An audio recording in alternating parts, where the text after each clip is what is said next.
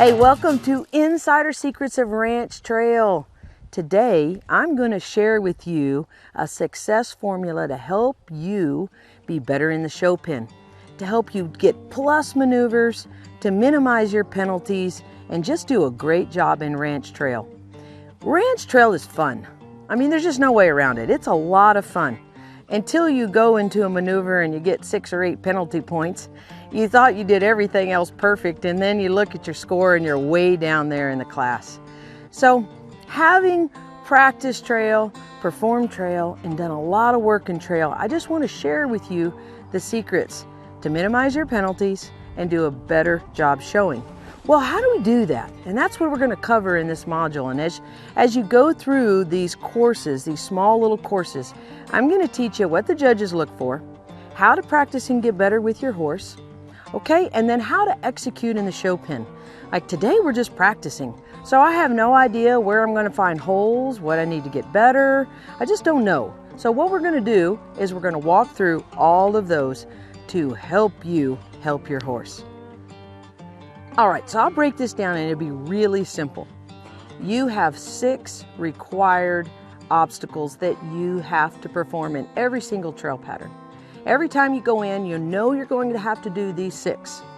Then within the 6, you might have a couple that a judge will score in addition to those. So one of the 6s is walk, trot, and do lope overs for logs. Those 3 things are judged in a pattern. So in a typical pattern, if you only had the required obstacles, your judge is going to evaluate you on 9 different maneuvers. But I lump all the logs together. That's because if you practice logs at a walk, logs at a trot, and logs at a lope, and you do really well, you're almost guaranteed to get a pretty good score unless like the bottom falls out, like something crazy happens, which does occasionally occur. You might get the rope caught in the back foot, and the judge might say, well, it's technically okay, but it wasn't great. So what you need to know is you don't have to feel like trail is some mystery. Like, it's not a mystery. We know the required obstacles. Now, there are a few optional obstacles that your show producer could ask you to perform. Those might be a jump, for example, or it could be loading your horse in a trailer. But if you'll just practice those 6 required obstacles and really work on your logs, I guarantee you're going to get better scores. Here's the number one thing I want you to know. You need a formula for trail. It's not about just going in there and going from one obstacle to the other. Every single obstacle has a formula. I call it a success formula. Follow the formula, you'll get success.